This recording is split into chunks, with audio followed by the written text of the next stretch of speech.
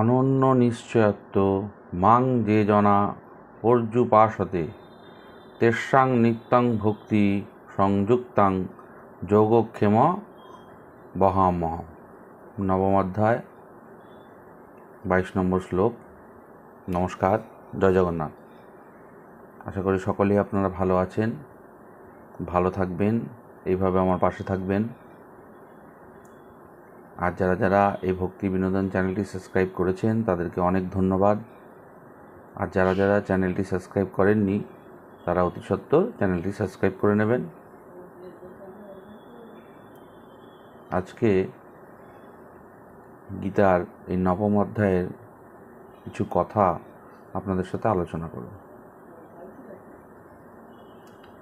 শ্রীক্ষেত্র পুরী, এই পুরীধামে থাকতেন অর্জুন মিশ্র, এক অত্যন্ত গরিব অর্জুন মিশ্র। ইনি বাস করতেন এই পুরীধামে। গৃহে তার একমাত্র ব্রাহ্মণী স্ত্রী, আর সংসারে কেউ নেই। তো অর্জুন মিশ্রের কাজ ছিল সারাদিন এই গীতার অর্থ বিশ্লেষণ করা। সময়ের বেশিরভাগ টাইমটাই এই গীতার অর্থ বিশ্লেষণে মনোনিয়োগ করতেন, আর বাকি যেইটুকু সময়ে বাইরে যেতেন ভিক্ষার জন্য, মানে হয়তো 1 ঘন্টা 2 ঘন্টার জন্য যেতেন, তাতেই তার বিরক্ত। মানে ওইটুকু টাইমও যদি তিনি পারতেন এই গীতা চর্চা নিয়ে থাকতেন। আর ভিক্ষা আনতে যেইটুকু আনেন সেইটুকু দিয়ে তার জীবন, পরের দিন কি হবে বা কিভাবে চলবে এ নিয়ে তার কোনো ভ্রুক্ষেপ নেই। এইভাবেই তার দিনপাত চলতে লাগলো। আর তার মেন কাজ ছিল যে এই গীতার অর্থগুলি বিশ্লেষণ করা। ভগবান যে পাঠ্যকে যে অর্থগুলি বলেছেন, গীতাতে যে কথাগুলি বলেছেন, এগুলো সমাজ বিস্তারে ছড়িয়ে দেয়া, এটাই তার কাজ। এরকমভাবেই দিনপাত চলছিল। হঠাৎ একদিন শুরু হলো প্রাকৃতিক দুর্যোগ। অঝরে বৃষ্টি 3 দিন ধরে চলছে, বাইরে বেরোনোর কোনো উপায় নাই, সঙ্গে বজ্রবিদ্যুৎ ঘন ঘন। আর তিনি এই শাস্ত্র নিয়ে বসে আছেন, গীতার শ্লোকগুলিকে বিশ্লেষণ করছেন, আর এর মধ্যে মগ্ন হয়ে আছেন। তো 3 দিন বাইরে যাননি, তার আহার আদিরও কোনো ব্যবস্থা নেই, 3 দিনই না খেয়ে পড়ে রয়েছেন। তো হঠাৎ ব্রাহ্মণী এসে সামনে দাঁড়ালেন। তো ব্রাহ্মণীর দিকে চেয়ে রয়েছেন অর্জুন মিশ্র। বললেন, 3 দিন যে বাইরে বেরোনি, অন্যের ব্যবস্থা কি হবে না?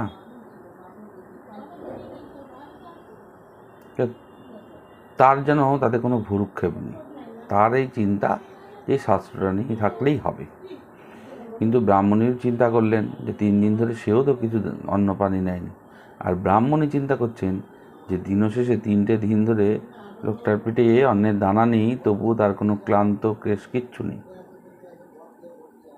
এই চিন্তা করে তিনি ব্রাহ্মণীকে বললেন যে এই নবম অধ্যায়ের এই শ্লোকগুলি পড়ছি, আর 2-4টেই বাকি আছে, সেরে আমি যাচ্ছি। আর সেই সময় শ্লোকগুলি তিনি বিশ্লেষণ করছেন, ব্রাহ্মণী চলে গেলেন তার কাজে। তো বিশ্লেষণ করতে করতে হঠাৎ এই নবম অধ্যায়ের 22 নম্বর শ্লোকটি পড়ছিলেন। কি শ্লোক? অনন্য শ্রিয়ন্তে মাং যে জনা পর্যুপাসতে তেষা নিত্যং নিত্যাভিযুক্তনাং যোগক্ষেম বহামহম। মানে অনন্য এক চিন্তায় যে আমার ভজন সাধন করে, তার সমস্ত বস্তু আমি বহন করি, আর তার সমস্ত বস্তু আমি চালনা করি। এইটা পড়তে পড়তে তার যেন শরীরের মধ্যে কেমন একটা বিতৃষ্ণা চলে এলো। হঠাৎ সারা শরীর জ্বলে পুড়ে উঠছে। বলছে, এই যে অর্থটা তুমি দিয়েছ, এর তো বাস্তব জীবনে কোনো মিল নেই। মানুষকে ঠকানোর জন্য এইভাবে বলে গেছে। সারাটা জীবন এক মনে এক প্রাণে তোমার সেবা পূজা করলাম, কিছু তো পেলাম না। আমি না পেয়েছি ঠিক আছে, আমার ব্রাহ্মণী যে স্ত্রী, সেও তো কোনো দিন একটু সচ্ছল ভাব মুখ দেখতে পারলাম না। তাহলে এই শ্লোক সম্পূর্ণ মিথ্যা। এরকম মনে মনে ভাবতে ভাবতে একটা লোহার ছুচালাটা ছিল সামনে, হাতের সামনে, ওইটাকে পেয়ে এই গীতা যে তাম্রপত্রে লেখা থাকে, আগেকার দিনে তো তাম্রপত্রে মানে লেখা থাকতো, তালপত্রে, এই তালপত্রের লেখাগুলি ঘষে ঘষে ঘষে একদম মানে উঠিয়ে দিল পুরো লেখা, যেন না দেখতে পায় রাগে। সারা জীবন তোমার সেবা পূজা করলাম, আজ পর্যন্ত তুমি আমায় কিছু দিলে না। এদিকে এইখানে জ্ঞান দিচ্ছ যে যে আমার এক চিন্তে ভজনা করে তার সমস্ত কিছু আমি রক্ষা করি, তাকে সমস্ত কিছু আমি বহন করে নিয়ে চলি। এই মিথ্যা আচারগুলো আমাকে শুনতে হবে। এই বলে ঘষে টষে তাড়াতাড়ি করে ওইভাবে সব লেখাগুলো ঘষে ঘষে উঠিয়ে দিলেন, দিয়ে চলে গেলেন ভিক্ষায়। এবার দুর্যোগ তো অঝরে, সামান্য একটু থেমেছিল, সেই ফাঁকেই তিনি বেরোলেন ভিক্ষার জন্য। আর ব্রাহ্মণী দাঁড়িয়ে আছেন বারান্দায়, যে ভিক্ষায় বেরিয়েছেন, আসবেন, তার যেন অনেক দেরি হচ্ছে আসতে, ফিরছেন আর না, কিছুতেই ফেরেন না। ব্রাহ্মণের চিন্তা হলো 3 দিন ধরে খাওয়া দাওয়া নেই, মাথা ঘুরিয়ে কোথাও পড়ে যাননি তো। চিন্তায় চিন্তায় হঠাৎ বসে পড়লেন ব্রাহ্মণ। সেই সময় দুটো সুন্দর বালক, অপূর্ব রূপ, বয়স 16-17 হবে, পিঠে দুটি প্রসাদের বোঝা নিয়ে এসছেন, ঝুড়ি। তা মা বলে ডাক দিয়েছে ব্রাহ্মণীকে। ব্রাহ্মণী লাফ দিয়ে উঠেছেন, কে? আর এমনি তার সন্তান নেই, হঠাৎ মা বলে এত করুণ ডাক দিল, তাতে দেখতে হবে কে। তাকিয়ে দেখছেন ওই 2 বালক, দিয়ে উনি এপাশ ওপাশ দেখছেন যে অন্য কারোর বাড়ি ঢুকতে গিয়ে হয়তো আমার বাড়ি ঢুকেছেন। আমার বাড়িতে কী জন্য আসবেন? আমার বাড়ি তো কেউই নেই, কী করতে আমার বাড়ি তারা আসবেন? তা বলছে, ব্রাহ্মণী এগিয়ে গিয়ে বলছে, কাকে খুঁজছো গো তোমরা? বলছে, তোমাকেই তো খুঁজছি, তোমাকে মা বলে ডাকলাম, তুমি বুঝলে না? বলছে, তোমাদের মাথায় এগুলো কি? বললো, কেমন গো তুমি? তোমাকে মা বলে ডাকলাম, এই ছোটো ছোটো বালক এত বড় বড় ঝুড়ি মাথায় করে নিয়ে আজ একটু নামিয়েও দিতে পারছো না? লজ্জা পেয়ে ব্রাহ্মণী তাড়াতাড়ি করে ঝুড়ি দুটো নামালেন, বলে, এই নাও, এগুলো ভেতরে নিয়ে যাও, ব্রাহ্মণ ঠাকুর পাঠালেন তোমাকে দেখে দেওয়ার জন্য। এগুলোতে কী আছে? বলে, খুলেই দেখো কি আছে। পাতাটা যেই সরিয়েছেন, দেখছি অজন্য রাজভোগ প্রসাদ জগন্নাথের। তো বলছে, এত প্রসাদ কিসের জন্য? বললো, ব্রাহ্মণ পাঠালেন তোমাকে দিয়ে আসার জন্য।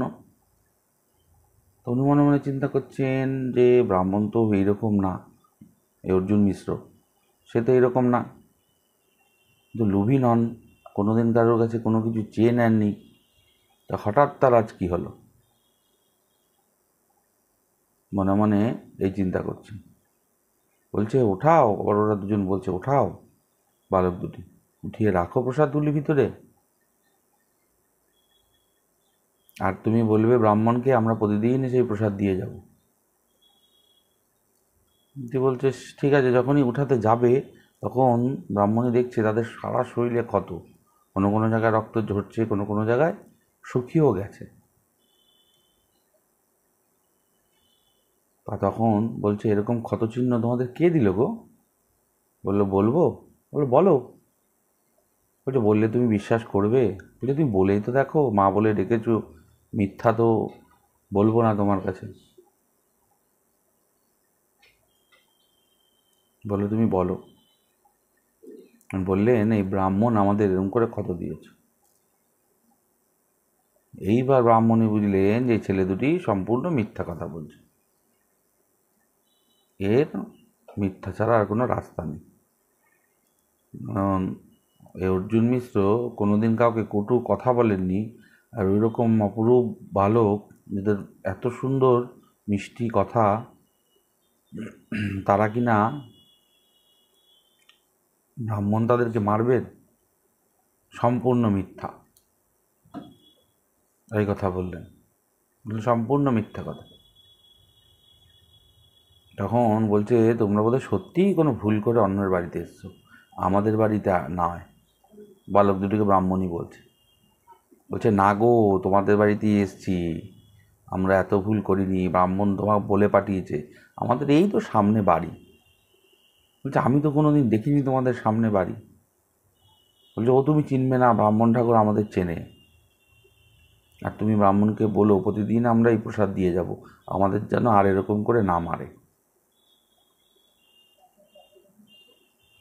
তো যথারীতি বিশ্বাস তো করেছেন, যে মা বলে এত সুন্দর করে ডাকলো, আর ওই রকম অলোপ মুখ তাদের, এত সুন্দর মুখ, সেই বাচ্চারা কিনা মিথ্যে কথা বলবে। তো এই চিন্তা করে তিনি আস্তে আস্তে ঝুড়িগুলি ভিতরে রেখে দিলেন, আর বালক দুটি চলে গেলেন। আবার বসে আছেন দাওয়ায়, যে ব্রাহ্মণ আসবে, আসলে আজকে ধরতে হবে, যে কি কুকর্ম তুমি করছো।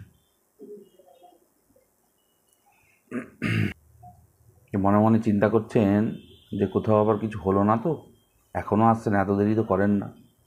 এইরকম বলতে বলতেই ভাবতে ভাবতেই হঠাৎ শুনতে পাচ্ছেন যে এই দুর্যোগে কে ভিক্ষা দেবে, রাস্তায় একটা জনপ্রাণী নেই, কেউ সদর দরজাই খুলছে না, কে আর দেবে ভিক্ষা বলো। করে উনি তাকিয়েছেন, তাকিয়ে দেখছেন অর্জুন মিশ্র বাড়ির গেটে দৌড়ে গেছেন অর্জুন মিশ্রের কাছে। এত বড় নিষ্ঠুর তুমি, তুমি তো ভালো লোক ছিলে, আমি যতদূর জানি এতদিন তোমার সাথে ঘর করেছি, কোনো দিন তো কারোর এইরকম ক্ষতি তুমি করনি, তবে আজ কেন? অর্জুন মিশ্র হতবাক, কি বলছে ব্রাহ্মণী? বলছে, আরে বাবা, যদি ভিক্ষা কেউ না দেয় আমি কি করব, কেউ তো দেয়নি ভিক্ষা। বলছে, আমি ভিক্ষার কথা একদমই বলিনি, ওই সুন্দর দুটো বালককে ওইভাবে তুমি মেরেছো, তোমার একটুও গায়ে বাঁধলো না? তুমি ব্রাহ্মণ, কোনোদিন কটু কথা বলতে তোমার বুকে বেঁধেছে, কাউকে কোনোদিন কটু কথা তুমি বলনি, আজ ওইভাবে তাদেরকে মারলা।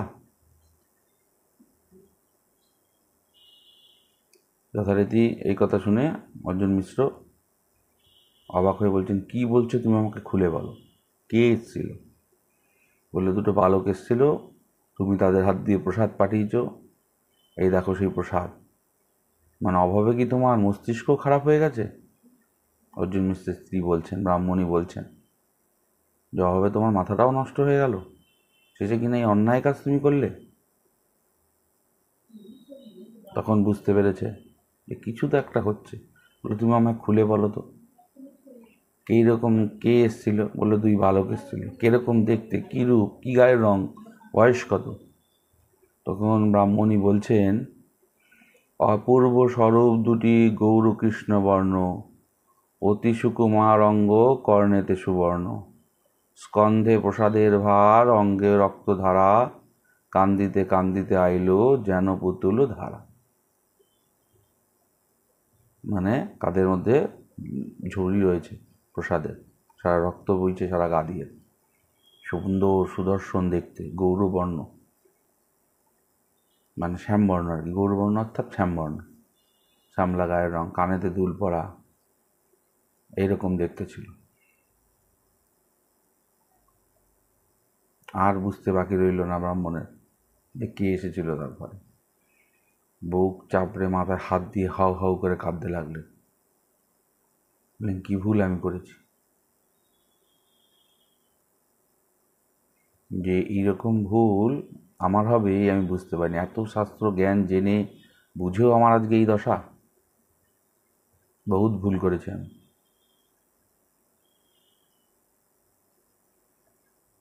তখন ব্রাহ্মণী জিজ্ঞাসা করছে, কি হয়েছে বলো আমাকে খুলে। বলছে, কারা এসেছিল তুমি জানো? জগন্নাথ বলরাম। আজ এই গীতার শ্লোক পড়তে পড়তে আমি শ্লোক দুটি লোহার অস্ত্র দিয়ে খুঁচিয়ে খুঁচিয়ে তুলে দিয়েছি। ভগবানের যে এক অংশ এই গীতাটা, আমার এত শাস্ত্র যেন আমার মাথায় ঢোকেন। তখন ব্রাহ্মণীও চোখ বড় বড় করে তাকিয়ে আছে, যে সত্যি কি হলো, যে তারাই এসে তোমাকে দর্শন দিয়ে গেছে।